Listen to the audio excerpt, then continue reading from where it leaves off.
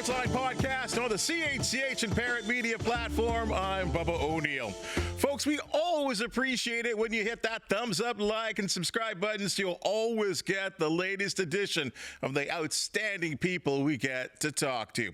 Well, there must be something in the water in Southern Ontario and in the Golden Horseshoe region because of the outstanding athletes, coaches, executives, and in today's case, events. One of the highlights of the sporting calendar is just around the corner as the rowing community will flock to St. Catharines for the Royal Canadian Henley Regatta. The action will be fast and furious with approximately 100 races per day in what could be in excess of 2,500 competitors.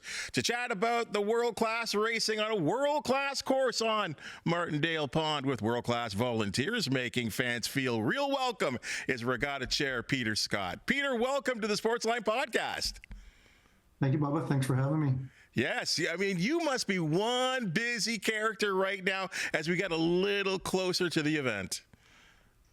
We've been closer to this event for a while now. Yeah, it's crazy busy. It's I've got like 5,000 people emailing and checking in and asking questions and so on and so forth. But there's moreover, it's not something that's in the water, it's something that's on the water. That's more important.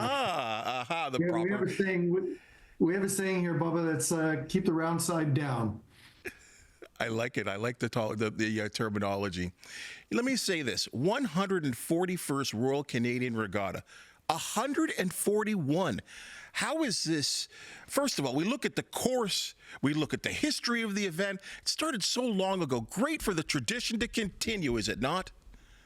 It's magnificent. You just gave me some goosebumps there. It's when you come into the island and we've got a historical section and just the old photographs and where we've been and the technology and the racing. And the course improvements over the years.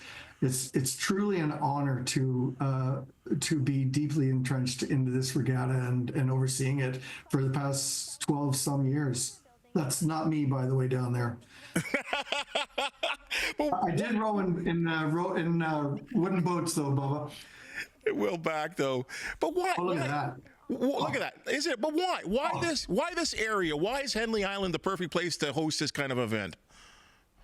We were blessed with this just right in our backyard.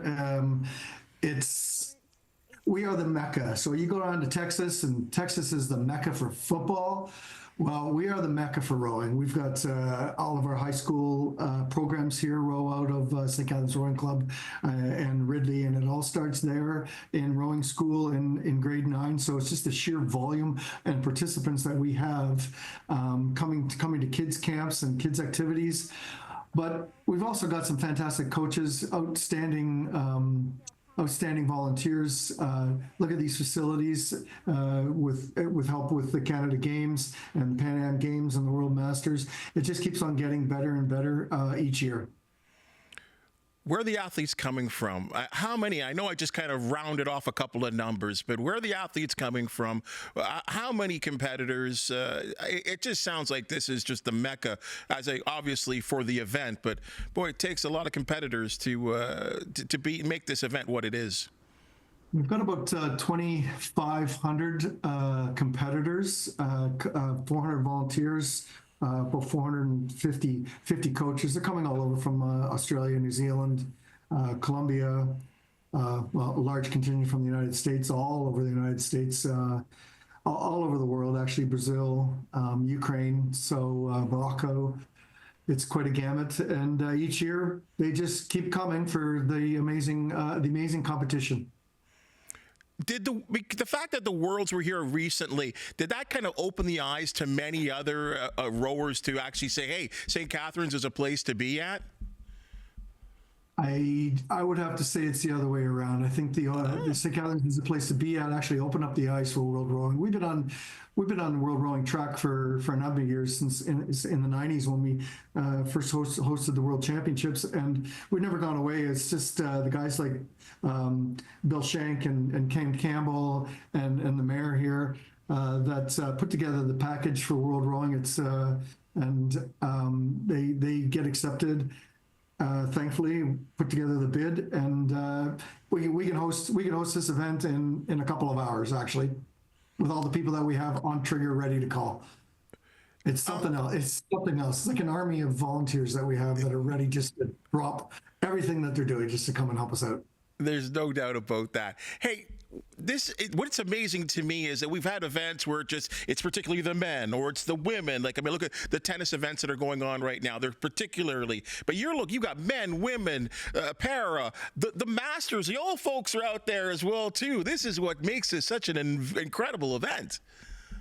It is incredible. It's very, very inclusive, and we have transgender athletes as well. So we can't put that off to the side. So yes, old, young, very old, 15-year-old young, and 80-year-old men and women also competing. It's just a fun sport that can be done for everybody at any time. What I do need to know is the pup that you have over your shoulder there. Is he or she a competitor? You got a cute little pup back there. Couldn't help but notice. He's my best friend. He's the overseeing, make sure that I do everything correctly and according to the rules. He's 6 years old, my Irish Wolfhound Brego. He's my best friend. He's very relaxed in there. He likes being on camera. Couldn't help it. It's the first day without the air conditioning on, so I think he wants it back on. But I got the windows open to air this place up because of him. Let me get back on the rails there. Couldn't notice. But what a cute pup you got there. Hey, this is obviously one of the marquee events. You got the wine festival. You got so much going on in St. Catharines, especially in the summertime. Boy, how much planning goes into an event like this, and when does it start for each year?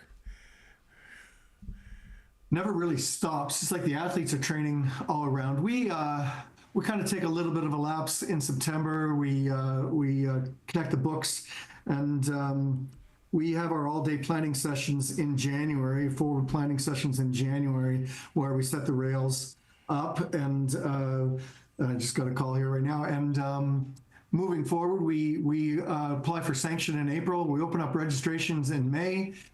And registration just trickles in up till the last few weeks of closing, and then it's exponential. People have plans. Hotels are full. I mean, we have. We also there's Rib Fest going on down here. There's Canal Days going down in Port Colborne and Welland. So it's a happening weekend here, and we're just glad to be a part of it. How? Again, people seem to just assume things when you put together an event of this that's this large. What about like accommodations and food and transportation? Who takes care of all that? Is that you? Is that you taking care of this? No, each of the we have a lot of returning clients. The hotels are very, very supportive. Brock University houses a lot of students. Up there, the people just come and they book the hotels for next year, this year. They'll get on reservations. They know their favorite restaurants. They're all welcome back. Breakfast, lunch, dinner. It's 5,000 people here, plus all the parents coming down, and hopefully they'll come down on the GO train, the ones from Toronto anyway, and support the public transit that seems to be growing. A lot of people are coming to staying in Niagara Falls as well. So the hotel business, the money is just coming in here in Niagara, and everybody's reaping the rewards from the community. I'm assured that the entire area gets transformed into a residential area, into what's being held as a world-class event. And this is a tough one. Any pushback? I mean, does the area recognize the importance of this event for its area? Yeah, the community's been quite supportive.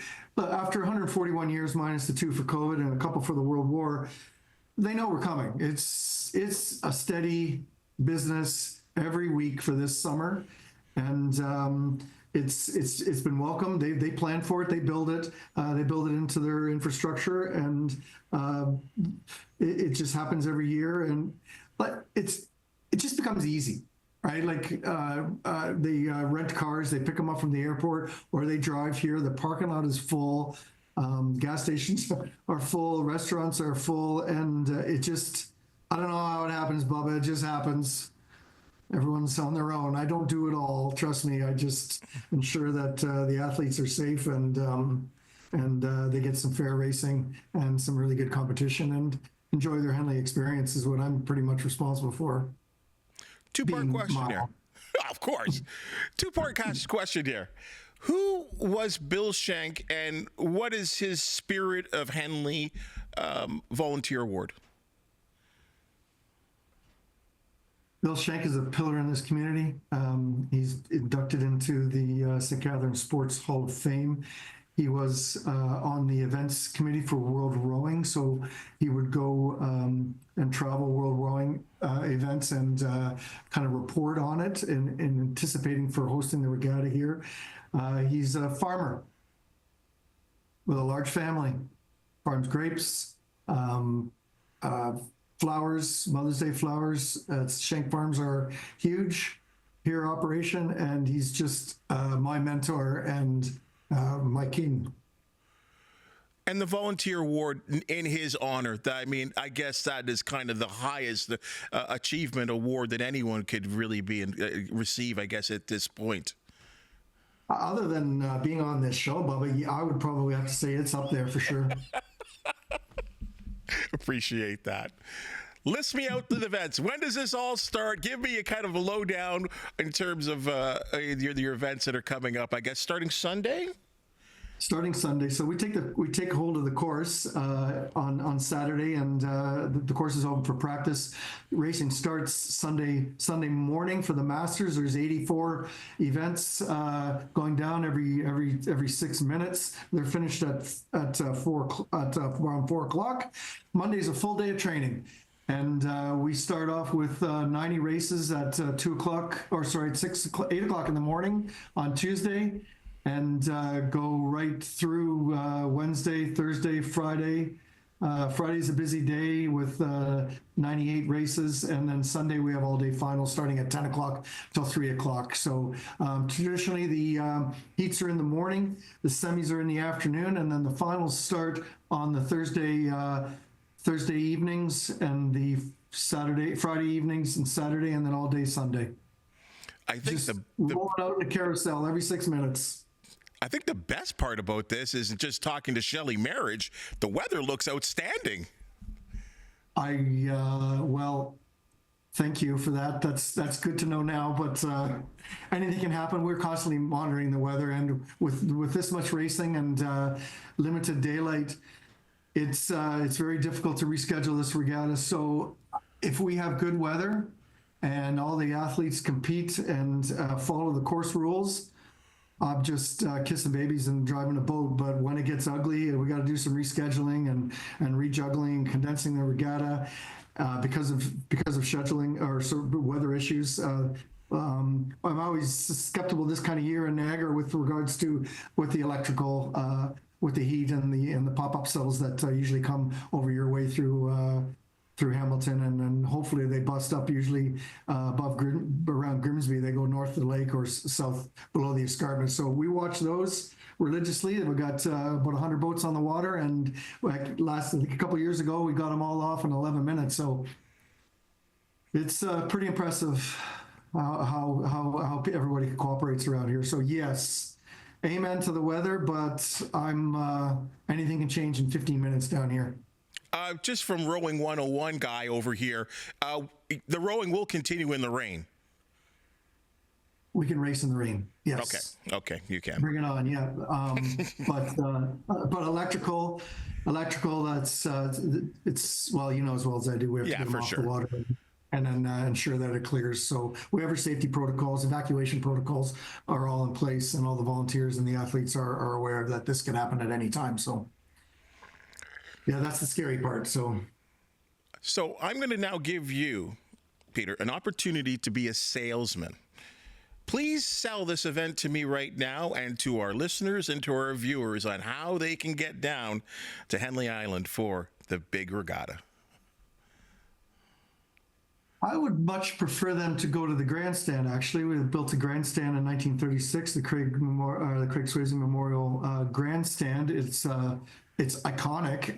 There's the alumni club will set up some adult beverages up top in a beautiful setting. The grandstand holds 5,000 people. As I saw, it was just packed in one of those earlier videos that you've shown. The grandstand is where it's at. We'll have some big screen televisions up top, but we kind of like to keep the athletes on the island and the spectators preferably in the grandstand, and they can walk down in historic Port Dalhousie and grab an ice cream and a coffee and stuff. And athletes are here for racing, and the parents. So it's nonstop. But I would probably have to say, if I was to sell it, I would come specifically for the dashes on Saturday night instead of the less than exciting 2,000 meter races. We have races in the afternoon on Saturday. The ending of the day, they're called the 500 meter sprints, and it's about a minute in some of the boats, and they're coming down at full speed, top speed, splashing oars. The races are tight, and the adult beverages are flowing up top in the grandstand. It's very exciting to watch. Because I'll say this, I've been there about 3 years ago, and when they're coming down to the finish line, the crescendo of the crowd, there's nothing like it. I remember the days back in CSSRA championships where Ridley College would come, and they would line up all in the back section past and the grandstands there from the bottom to the top, and they would have the bands playing and the drums going, and they're reeling them in. People are screaming specifically for the finals, and actually you can really see the charge. So the athletes can hear this from 500 meters out, and we call it reeling them in, and people in the grandstand can actually reel them in to the finish and make a big difference actually. Well, I'll tell you, this is, I've heard this about this event. Obviously, it's 141 years old, but to hear about it, to actually see and experience it, and I would tell anyone to get down there and experience the Henley Regatta. This is a special event for the area, a special event for our country. Pete, thank you so much for joining us here on the Sportsline Podcast. I know you and your committee have worked really hard for this to be another outstanding event for 2025, so congratulations to you early and to all your people on putting this on. Thank you very much. I couldn't do it without the community and all the volunteers, and of course the athletes and coaches for coming down and providing and me and volunteers the chance for their Henley experience, their first Henley experience. That we all remember all of ours, and we're making new experiences for generations to come. So thank you for that. It's going to be a long week. Thanks for joining us. We appreciate it. Enjoy your week. Thanks, Paul. Take it easy. Take care. Well, that's your Sportsline Podcast for the day. And if you've just seen and heard, we love talking sports and love talking about international events that are happening right in our home. If you do know of an athlete, team, or event to promote the Sportsline Podcast, we want to hear from you. Please hit that thumbs up, like, and subscribe button. And if you have something to say, again, we always appreciate your comments. For the outstanding, talented, and amazing people that make the Sportsline Podcast possible, thank you so very much. And we'll see you soon.